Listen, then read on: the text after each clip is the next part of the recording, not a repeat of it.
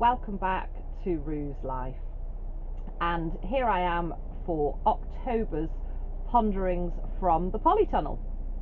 So I've got myself a green matcha chai latte, which I'm just going to balance on this vegetable bed, and let's jump straight in. There's so much to tell you. I've had lots going on and there's lots to look forward to as well.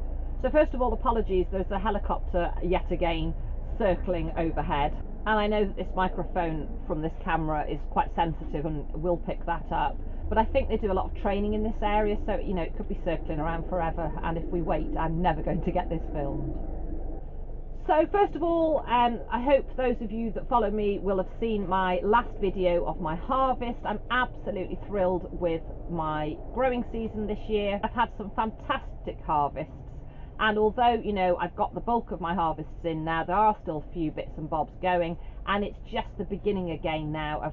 It's time to start growing. I'm going to get some seeds in. I'll do some what seeds I'm sowing in October, even November. You know, there's so much I can be doing here in the polytunnel, but also outside. So some of the beds I will be resting, and I'm going to put some chicken poop pellets on those, and some of the well-rotted horse manure. But I will be growing in some of the other beds. Everything on the farm's great. The horses are doing brilliantly. I've really sort of stepped it up a little bit more now with Garth. Those of you that are interested in the riding will probably have noticed over the last few videos where I have filmed me riding, that rather than just kind of pootling about, I am sort of pushing him a bit harder now and getting him back into an outline and getting both me and him working again. And that's with a view that I'm hopefully going to get out and do some more competing over the winter months, and I will try and do a vlog of one of those days, because I know some of you will be interested. Fish is grand. He's just, yeah, happy field ornament, but a happy boy. Little Ponyo, he's absolutely brilliant. He's really coming into his own, really getting his confidence. He's getting so much easier to handle. He's just really settled in. You know, we've had him a few years now, and he's growing up, and yeah, he's doing grand. He's currently out with his little sheepy flock, so the sheep and pony are in together at the moment, and then the two big boys are up in the top field, and it won't be long before I move them into their winter grazing, and I'll be starting to buy in fodder again, so wrapped haylage bales, and also they will be having more of their hard feed. And then the sheep also will go down into their winter grazing.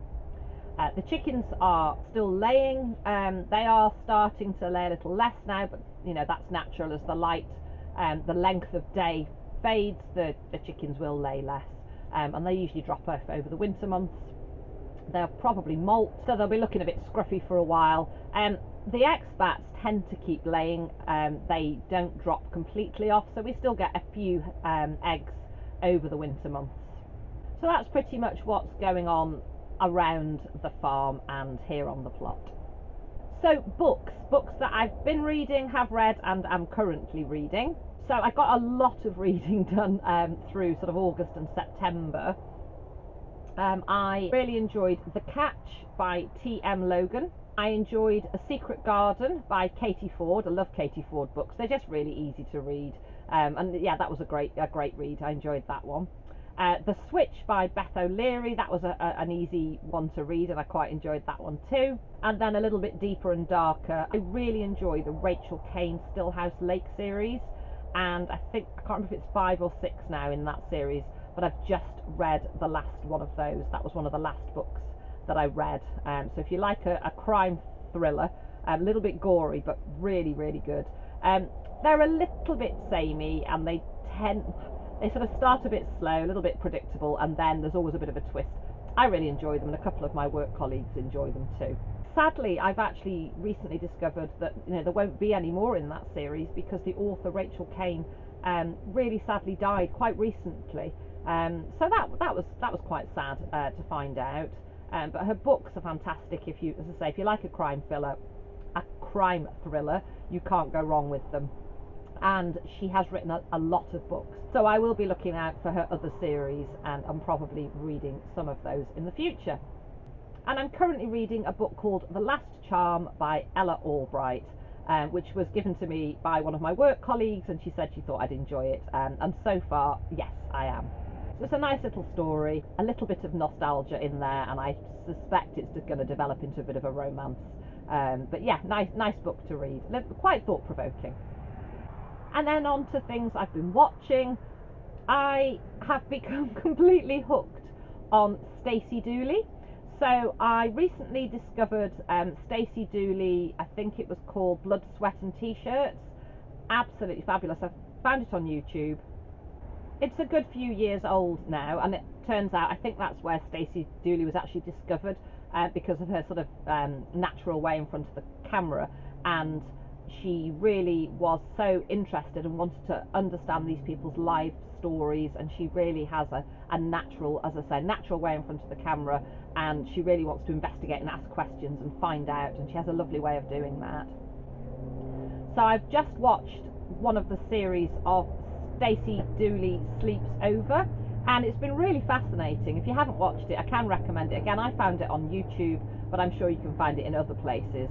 And she basically spends 72 hours with a family. She moves into their home and they put her up for those 72 hours, and it's really, really interesting. I'm trying to think now of the situation she was in. So there was an Orthodox Jewish family, a trad wife, so a traditional sort of housewife situation where, you know, quite old-fashioned values, but quite interesting.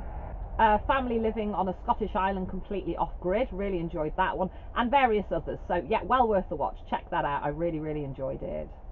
We have booked some theatre tickets for this weekend coming, and I can't actually remember the name of the play, but it's a comedy, which I will tell you about once we've seen it. So that'll be, I'll talk about that in November in Ponderings From the Polytunnel, but if I can remember what it's called, I will drop it in the description, just in case it's something that either tours or any of you live in the sort of North Wales area and it's something you want to check out. It's at Theatre Clwyd. I will have mentioned before, for those of you that follow, that we're members of Theatre Clwyd, and we try to go as regularly as we can, and because we're members we get discounted tickets. And so last week we went to see a play called Missing Julie, and it was absolutely fabulous. We were gripped from start to finish. There's still things in place, you know, with the pandemic, so we still had to wear our masks. Seating was a little more normal this time, although they still had gaps between us. The seating was out. It was actually really fascinating. They had the stage floor level, and then the seating was actually all around, so we were watching from both sides, which made it really interesting. But the theatre, the seating was getting back to sort of a more theatre type arrangement, and although they're still limiting spaces and putting on more performances with less people in the audience, it definitely felt more normal. They have art area with art installations, and that was open again, so we were able to go and have a look at that. There were far more people in the bar this time, milling around and having drinks, and I think they're serving food again, so it is starting to get back to normal, which is great. The play was absolutely amazing. So during lockdown they actually did a reading online, and that's when we were kind of hooked. So we got tickets for that to try and keep supporting the theatre, and we enjoyed watching that, as I say, online. So we kind of already knew the storyline, and we'd enjoyed it. To actually go and see the performance, wow, absolutely fantastic. So it's actually an adaptation and a sort of a modern version, if you will, of Strindberg's Miss Julie, which was written in 1888, and it revolves around sort of class and social structure and the differences. And, you know, watching it, yes, it's an adaptation, but it could have been written now. It's still so relevant, and it was just, yeah, fantastic. 3 cast members, very intense. They did tell us when we arrived, you know, there was no interval, and it would be 90 minutes straight through. And both Chris and I, when the lights went down and it ended, we kind of looked at each other, and it was like, that was never 90 minutes. And below me, we looked at our watches, and it flew by, but it was so intense. Oh, just fantastic. Highly recommend it. So yeah, Missing Julie, as I say, an adaptation of Strindberg's Miss Julie. It was originally set in Sweden, and this new version was set in Wales. Again, I don't know if it was specific to Theatre Clwyd, but if you get the opportunity to see it, I can highly recommend it. And I'm hoping it's something that may tour, because it certainly deserves to. Fabulous. So again, highly recommend that. And as I say, I'm looking forward to going again on Saturday. We've got matinee tickets, so we're looking forward to another outing. And as I say, it's a comedy, this one. It's a festive comedy. The shooting season is well underway. Again, if you follow me, I've mentioned before that we literally live right next door to the local shoot, and we've just been given, and we get them given to us regularly over the shooting season. So we've just had 10 lovely plump partridge. So they're just hanging at the moment. We'll only hang them for a couple of days. We don't like to hang things for too long. We don't like them too gamey. We will get partridge through the partridge season, and then tail end of the season we get some pheasant as well, which is just lovely. So we'll prep it and freeze it, and then we've got that to enjoy. The greyhounds, those of you again that follow will see them dadding about, making an appearance in some of my films. They're both absolutely fine. Kay, with her bad heart, she's just amazing. So she's not due for a checkup now with the cardiologist until the new year. Kaylee, with her 3 legs, she's just amazing. And I'm enjoying taking them out for walks. I have to say they don't enjoy the heat very much, so I am careful with what I do with them through the summer months. And if I'm going to take them out, I tend to take them sort of early morning while it's cooler. So they're loving the autumn time again. We're hoping to take them down the canal later on today. Chris is at home, so we're going to take the girls with us, and we'll head out to Whitchurch. We'll take the girls for a walk along the canal, which is part of the Shropshire Union Canal, and we love walking there. And I need to go and pick up my clipper blades for the horse clippers. It's that time of year where I'll be clipping Garth, but I get them resharpened, so we dropped them in at our local feed merchants, and they send them away for us, and they're ready, so we'll go and collect those. And if we need any feed for the livestock, we'll pick that up as well while we're there. A few of you have very kindly privately messaged me, and you've been asking me about my chronic migraine, because I started on the new treatment in the summer, and it's so kind of those of you that have taken the time to actually, get in touch. I really appreciate that. So I thought I'd give you an update on here as well. So my new medication has been life-changing. I have had such a significant reduction in the frequency of attack, the duration of attack, and the intensity of the attacks. And in fact, through the month of September, I only had 1 migraine attack, which, having had an average of 21 a month for such a duration, it was really starting to wear me down. And I was really struggling with every element of my life. It has just been life-changing. I have had just a little bit of a difficult run of late, but there's a trigger and there's a reason for it. I'd ended up just doing far too many hours at work. I ended up doing 61 hours, so a Monday, Tuesday, Wednesday night shift, and they are 14 to 15 hours long, and then weekend days in the same week, so I only really had 1 day off. And foolishly, that was the Friday that I booked theatre tickets, so it was lovely and we really enjoyed going, but it was a bit of a full-on week, too many hours, and I probably should have just rested on the Friday, but I just wanted to feel I'd done something. And then I was rotated on to do the Friday, Saturday, Sunday the following week, which are always pretty full-on. That was the night shifts, but I did actually get in touch with work and say, look, I just can't sustain this. Having had such a significant reduction, and then to have it triggered that I actually ended up getting 7 migraine in a very short succession of time, I had to say, look, I cannot go back down that avenue again. This medication was such a last ditch. We tried so many other things that hadn't worked, and if I can't allow this medication to work by also looking after myself and not pushing myself and avoiding triggers, then we've nothing left to go to. So they took me off the Friday night, and I just worked Saturday and Sunday night. And talking of work, I'm going to try and do this without getting emotional. So again, those of you that know me and follow me will know that I am an out-of-hours emergency veterinary nurse. And this is something that I've done for many years. It's a massive part of who I am. It kind of runs through my veins, and I can't quite believe I'm about to tell you what I'm about to tell you. So I'm just going to have a slurp of my tea and prepare yourselves.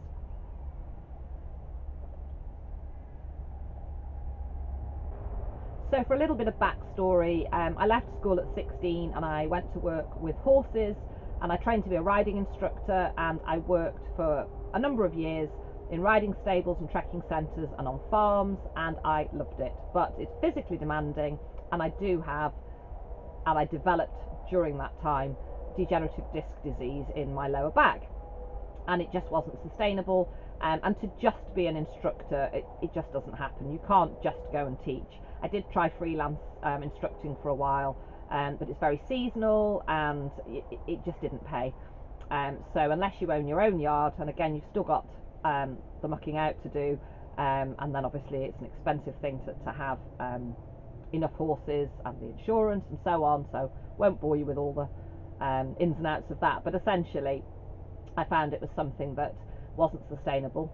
I did actually take a diploma in land and countryside studies with the view that I would go on to university, and I was accepted. Again, cut a story short, there were reasons that I deferred that place and didn't sort of follow that avenue.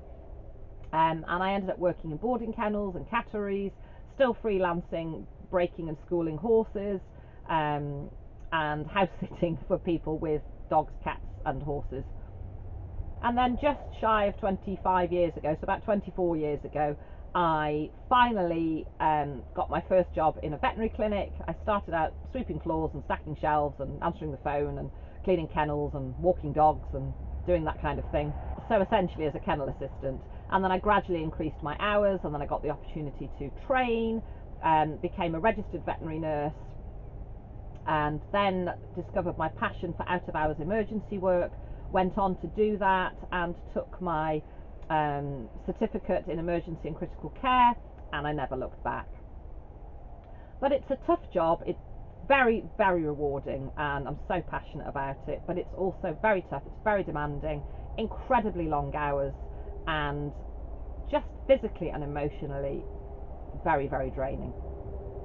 So having devoted pretty much half my life, I'll be 50 in February, oh my goodness, it's only just around the corner, I'd had a lot of time to really think, and I realised that whilst I'm at work, I do enjoy it, but it's really taking its toll on me.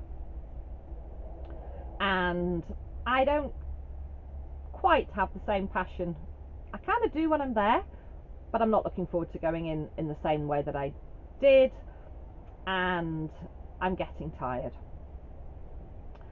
So after so much thought and consideration and chatting and thinking and researching, I keep coming back to something that I have thought about many, many times, and it's a career path that I have considered going down before, but I've just been so settled and happy and in work and happy doing what I'm doing.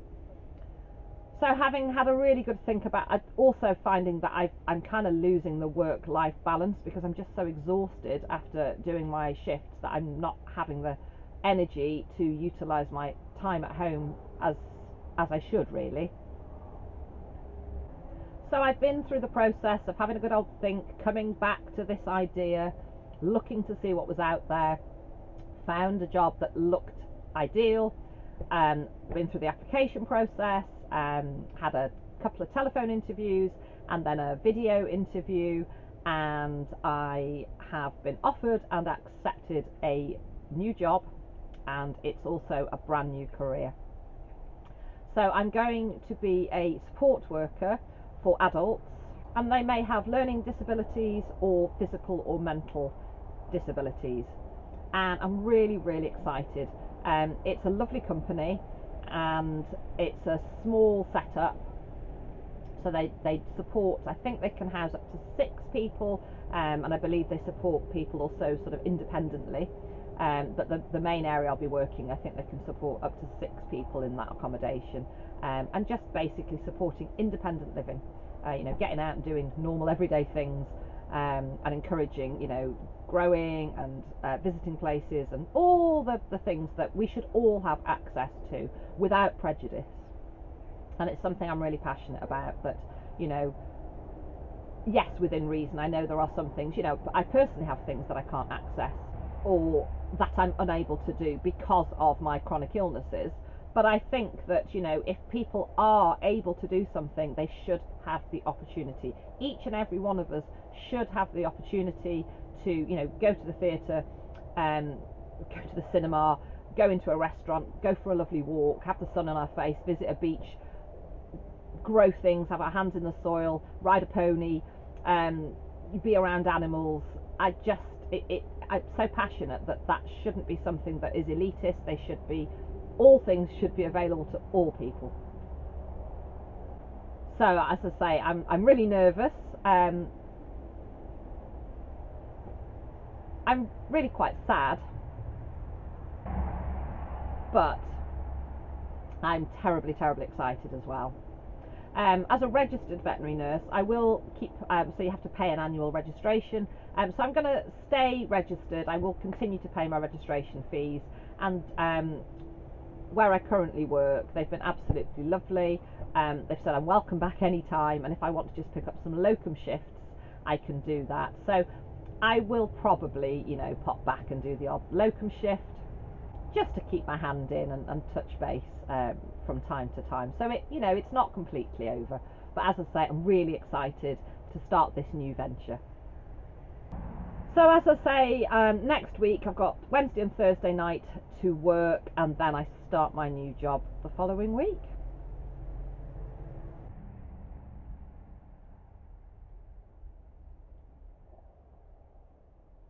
So that's pretty much all my news. That's this month's Ponderings. Do drop me some comments below or hop onto my Facebook page and I'll leave a link to that in the description. Let me know what you've been reading or what you've been watching. Have you been to an art gallery recently? What have you been up to out and about? What have you been up to at home? As I say, comments below or hop onto my Facebook page. And if you click on the comments, you can comment on that page. I'd really love to see my Facebook page filled up with anything you'd like to share relating, to growing and gardening and livestock and, just life in general. As ever, thank you so much for watching. If you are new to my channel, please do consider subscribing and hit the bell icon so you'll get notifications of all my latest videos. But for now, take care and I'll see you all again soon.